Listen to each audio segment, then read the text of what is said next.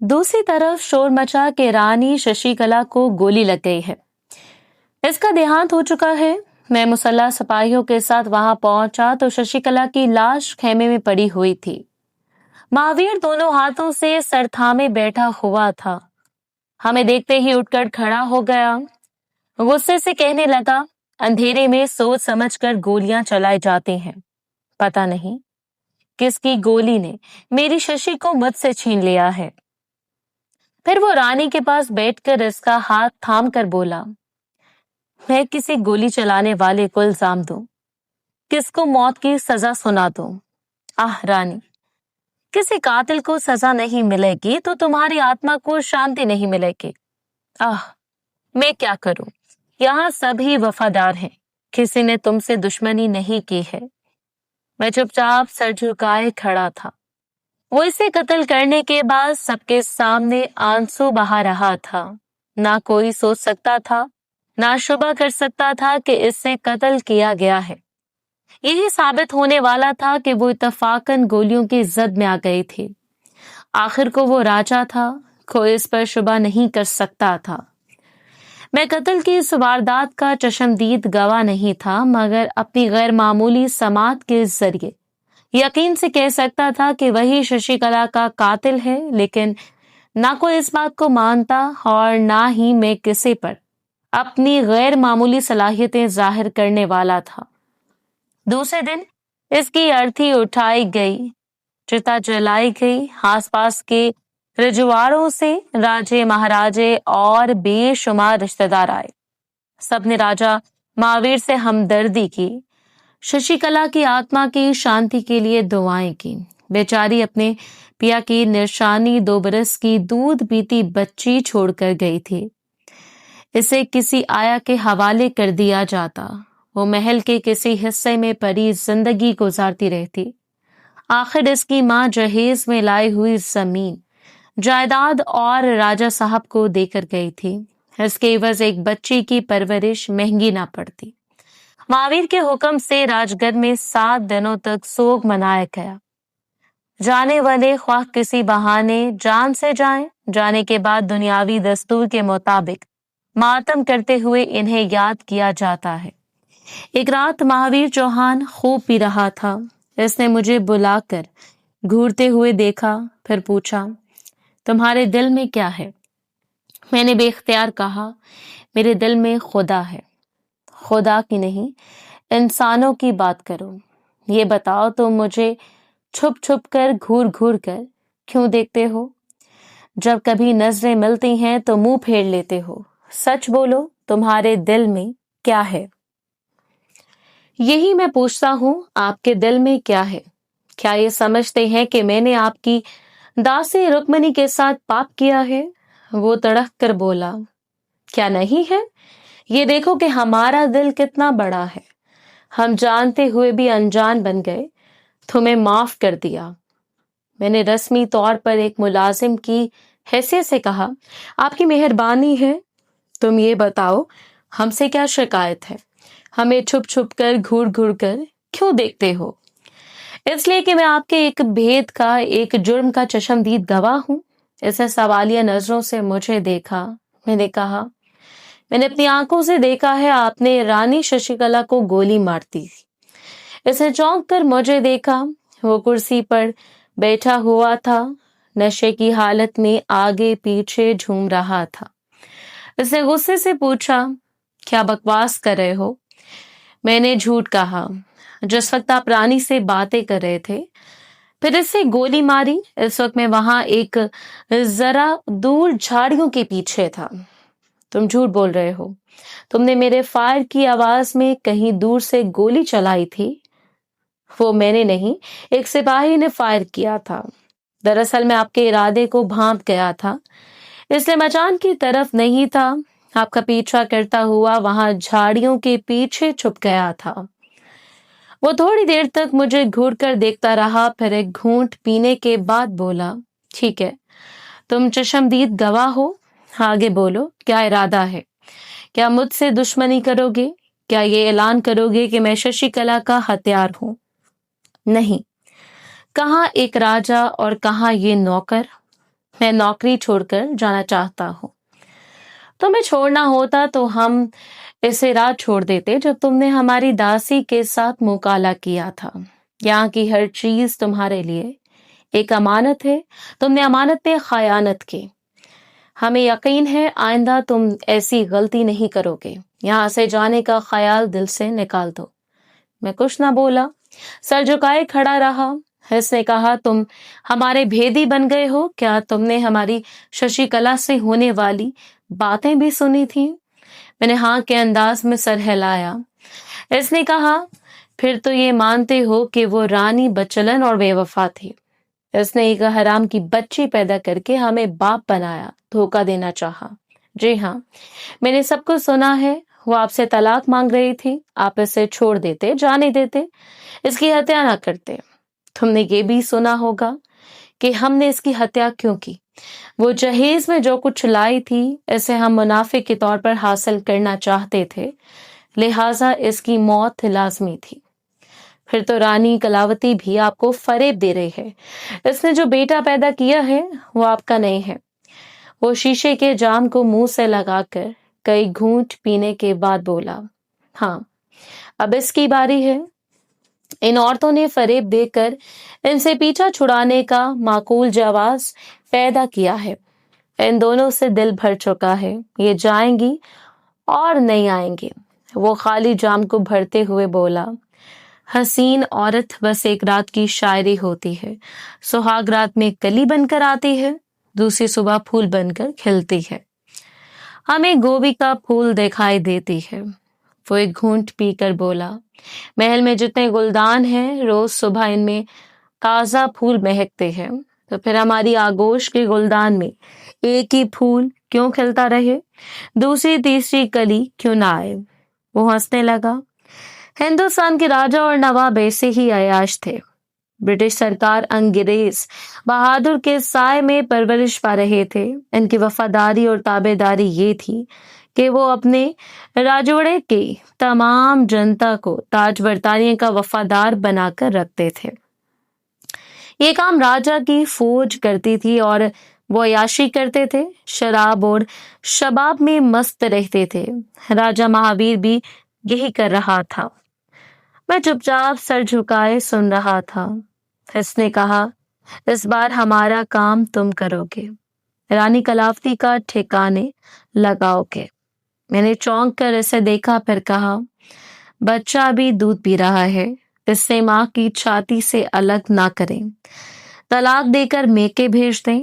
وہ انکار میں سر ہلاتے ہوئے بولا، رانی اپنے بدن کو خوبصورت بنائے رکھتی ہے، کہتی ہے دودھ پلانے سے بدن ڈھلک جائے گا.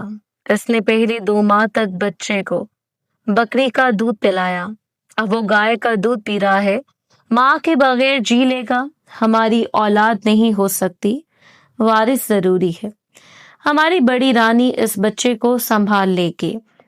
اس نے 2 گھونٹ پی کر مجھے گھورتے ہوئے پوچھا، تم ہمارا حکم ٹالنا چاہتے ہو؟ میں نے ہچکچاتے ہوئے کہا، سرکار میں نے کبھی آپ کے کسی حکم سے انکار نہیں کیا، مگر آپ میری مردانگی کا، میرے اصولوں کا خیال کریں. میں نے کبھی کسی عورت پر ہاتھ نہیں اٹھایا. آپ کے کئی وفادار گارڈز ہیں، ان میں سے کوئی یہ کام کر سکتا ہے. وہ میز پر گلاس پٹکتے ہوئے بولا، تم ہمارے حکم سے انکار کر رہے ہو.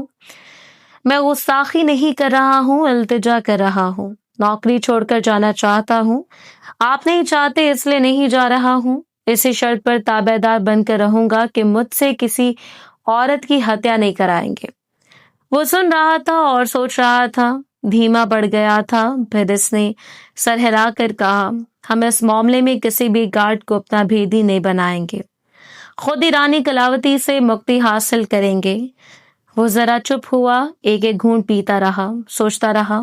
پھر بولا، اگلے رویوار کو چھوٹی رانی کے میکے میں گنپتی پوجا ہے، تم ہمارے ساتھ چلو گے؟ ہمارا خیال ہے ہم وہاں اپنے مقصد میں کامیاب ہو سکیں گے. اب جاؤ یہاں سے، ہم خوب سوچ سمجھ کر منصوبہ بنائیں گے. شکار کھیلتے وقت اور دشمنوں سے مقابلہ کرتے وقت میں درندہ بن جاتا تھا، کسی پر رحم نہیں کرتا تھا. جو کاٹنے آتا تھا اسے کتے کی موت مار ڈالتا تھا، لیکن خوامخواہ کسی کی زندگی سے نہیں کھیلتا تھا۔ راجا چوہان کی زندگی میں آنے والی رانیوں سے مجھے دلی ہمدردی تھی۔ وہ بیچاریاں راجا کو اپنے بچوں کا باپ بنانے کے لیے گناہوں کی دلدل میں دھنس گئی تھی، اب ایک ایک کر کے موت کی طرف جا رہی تھی۔ اتر پردیش میں ایک چھوٹے سے راجوڑے کا نام بھیمپارا تھا۔ رانی کلاوتی وہاں کے راجا پر پرتھوی ولپ کی بیٹی تھی۔ میں راجا مہاویر کے شاہی قافلے کے ساتھ وہاں پہنچا تو وہاں کے راجا نے اپنی بیٹی اور داماد کا گرم جوشی سے استقبال کیا، بالفاظ دیگر اپنی بیٹی کی موت کو خوشامدید کہتے ہوئے گلے لگایا۔ میرے اندر بے چینی سی تھی، میرا ضمیر کہہ رہا تھا کہ رانی خواہ جان سے جائے گی، اس لیے کچھ کرنا چاہیے اور اس کی جان بچانے کے لیے، اس کے ساتھ نیکی کرنے کے لیے مہاویر کے ارادوں کے خلاف قدم اٹھانا ضروری تھا۔ وہ رانی میری کوئی سگی نہیں تھی، بہت ہی مغرور تھی، مجھ سے سیدھے منہ بات نہیں کرتی تھی۔ اس کے باوجود کسی حرام موت مرنے والی کو بچانا نیکی بھی تھی اور مردانگی بھی، اور ایمان کا تقاضا تھا کہ جس کے لیے اچھائی کرو اس کا برا پہلو نہ دیکھو، نیکی کرو اور دریا میں ڈال دو۔ کلاوتی کی چھوٹی بہن پھولوتی لندن سے تعلیم حاصل کر کے آئی تھی، ایک تو راجکماری تھی، پھر 7 سمندر پار سے آئی تھی، ایسا حسن اور جمال لے کر آئی تھی کہ میں نے اسے دیکھا تو بڑی دیر تک دیکھتا رہ گیا۔ بڑا ہی دمکتا ہوا حسن تھا اور گرجتی ہوئی جوانی تھی۔ زبان بے زبانی سے کہتی تھی میں صرف گرجتی نہیں ہوں، برستی بھی ہوں۔ راجا چوہان نے اسے دیکھا تو 1000 جان سے عاشق ہو گیا۔ یہ ارادہ اور پختہ ہو گیا کہ رانی کلاوتی سے پیچھا چھڑانا ہی ہوگا۔ وہ مرے گی تو راجا بہادر اپنی حسین و جمیل سالی سے بیاہ رچا سکیں گے۔ میں کشمکش میں تھا، ایسی کوئی تدبیر بجائی نہیں دے رہی تھی کہ کلاوتی کی جان بھی بچا لیتا اور مہاویر کو خبر بھی نہ ہوتی کہ رانی کیسے بچ گئی۔ اس سے یہ بھی معلوم نہ ہوتا کہ اس کی ناکامی کے پیچھے میرا ہاتھ رہا ہے، لیکن ایسی کوئی تدبیر ذہن میں نہیں آ رہی تھی۔ ایسے وقت پھولوتی لندن سے آ کر حالات کو ایک نئے موڑ پر لے آئی۔ یہ تو میں دیکھتا آیا تھا کہ میرے قد اور ڈیل ڈول کے آگے عورتیں دل ہار جاتی تھیں، لیکن پہلی بار یہ دیکھا کہ راج گھرانے کی ایک دوشیزہ اپنا دل ہار گئی۔ مجھ سے سامنا ہوا تو گردن اٹھا کر حیرانی سے بولی، اوہ گاڈ، تم زمین پر ہو مگر آسمان لگتے ہو، تمہیں سر سے پاؤں تک دیکھنے کے لیے آسمان تک دیکھنا پڑتا ہے۔ میں اسے جھکے جھکے نظروں سے دیکھ رہا تھا، سپاہی تھا، شکاری تھا، دشمنوں سے پھنجے لڑانا جانتا تھا، شاعری نہیں جانتا تھا، مگر ان لمحات میں دل کر رہا تھا کوئی اچھا سا شعر، کوئی اچھا سا گیت یاد آ جائے اور میں گنگنانے لگوں۔ اب تک میری نگاہوں کے سامنے کتنے ہی گل کھلتے رہے، لیکن میں نے کبھی گلچینی نہیں کی، صرف اپنی شریک حیات ساجدہ پر اتفاق کرتا رہا۔ میرا مزاج ہی ایسا تھا، بھنور بن کر گلی گلی نہیں منڈلاتا تھا، مگر اب میرے مزاج کے خلاف کچھ ہونے والا تھا۔ زمین چمن گل کھلاتی ہے کیا کیا، بدلتا ہے رنگ آسمان کیسے کیسے۔ اب رنگ اور ڈھنگ کیسے بدلنے والے تھے یہ آگے جا کر معلوم ہونے والا تھا۔ پھولوتی مجھ سے متاثر ہو کر سر سے پاؤں تک بار بار دیکھ رہی تھی اور کہہ رہی تھی تم آدمی نہیں دیو لگتے ہو، مجھے جلدی سے یہ بتاؤ کیا تمہارا نام جی اور ایس سے شروع ہوتا ہے؟ میں نے اس بات میں سر ہلا کر کہا، ہاں میرا نام غازی صلاح الدین ہے۔ اچھا تو تم مسلمان ہو؟ پھر تو بالکل وہی ہو۔ میں نے پوچھا وہی کون؟ ڈاکٹر ڈوگلس نے کہا، جس نام جی اور ایس سے شروع ہوگا وہ میری زندگی میں آئے گا اور وہ مسلمان ہوگا۔ یہ ڈاکٹر ڈوگلس کون ہے؟ لندن کے بہت ہی مشہور اور معروف پامسٹ ہیں اور ستاروں کی چال کو سمجھنے والے بہت بڑے جوتشی ہیں، انہوں نے کہا تھا۔ وہ کہتے کہتے رک گئی، پھر بڑی شوخ اداؤں سے بل کھا کر دوسری اور گھوم گئی، چند قدم تک اس کی کمر بل کھاتی گئی، پھر وہ سر کو جھٹک کر پراندے والی چوٹی کو لہراتے ہوئے بولی، میں کیوں بتاؤں کہ پامس نے کیا کہا ہے؟ जो बात वो कहता है पत्थर की लकीर होती है। इसने झुककर जमीन से एक नन्हा सा कंकर उठाकर मुझे देखा, फिर कंकर मारते हुए बोली, वाह क्या बात है। यहाँ आते ही इसकी पेशगोई रंग दिखा रही है। मैं चुपचाप खड़ा इसे देख रहा था। इसकी अदाएं बड़ी पुरकशिश थी। मैं बंदूक की गोली और तलवार की काट जानता हूँ। पहली बार अदाओं की काट से अपने दिल का कांट छांट होते देख रहा था, अगरचे इसने खुलकर कुछ नहीं किया था, फिर भी एक नजूमी के हवाले से बहुत कुछ कह चुकी थी। इसने दूर ही अपना एक हाथ बढ़ाकर हथेली फैलाकर कहा, जो इन रेखाओं में है मैंने इसे देख लिया है, अब कहीं जाने नहीं दूंगी, अपनी मुट्ठी में बंद करके रखूंगी। इसने मुट्ठी बंद करते हुए मुझे देखते हुए एक गहरी सांस ली। अंदाज ऐसा ही था मुझे अपने अंदर खींच रही हो। फिर वो गुनगुनाती हुई, लहराती, बल खाती हुई महल के अंदर जाकर नजरों से ओझल हो गई। मैं महल के गार्डन में था, वहीं पत्थर के बने हुए एक बेंच पर बैठ गया। पहले तो रानी कलावती के मामले में उलझा हुआ था। ये फैसला नहीं कर पा रहा था कि इसे हराम मौत से बचाने के लिए कुछ करना चाहिए या महज तमाशाई बनकर रहना चाहिए। ऐसे में फूलवती एक नया मसला बनकर एक खुले हुए चैलेंज की तरह सामने आ गई थी। ये बात समझ में आ रही थी कि कलावती जिंदा रहेगी तो राजा महावीर इसकी बहन से कभी शादी नहीं कर सकेगा। अगरचे वो मोहब्बत के हवाले से आ रही थी, मगर एक राजकुमारी और एक मुलाजिम की मोहब्बत मिलने वाली नहीं थी। तरह तरह की मुश्किलात और जानलेवा अदावतें जन्म लेने वाली थीं। अभी मैं नहीं जानता था कि राजहट के असूलों पर परवान चढ़ने वाली जिद्दी राजकुमारी क्या गुल खिलाने वाली है। इसने वजाहत से नहीं बताया था कि लंदन के मशहूर पामस ने इससे क्या कहा है।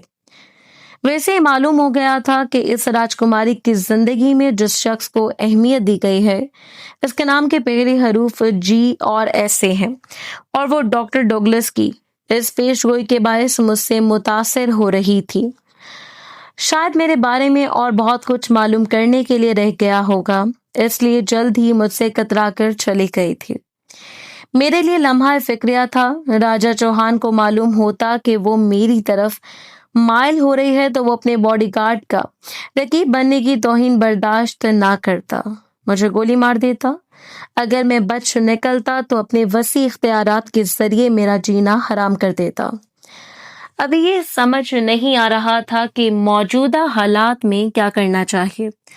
जिस्मानी कुव्वतों का मुजाहरा करना हो तो मैं एक वक्त में दर्जनों दुश्मनों से टकरा जाता हूँ, लेकिन पहली बार जिस्मानी नहीं ज़हनी उलझन में मुब्तला हो रहा था। ऐसे वक्त जी कर रहा था कि इन झमेलों से दूर रहने के लिए कहीं चला जाऊं, किसी वीराने और सन्नाटे में तन्हा रहकर सोचूं और समझूं कि मुझे आगे क्या करना चाहिए।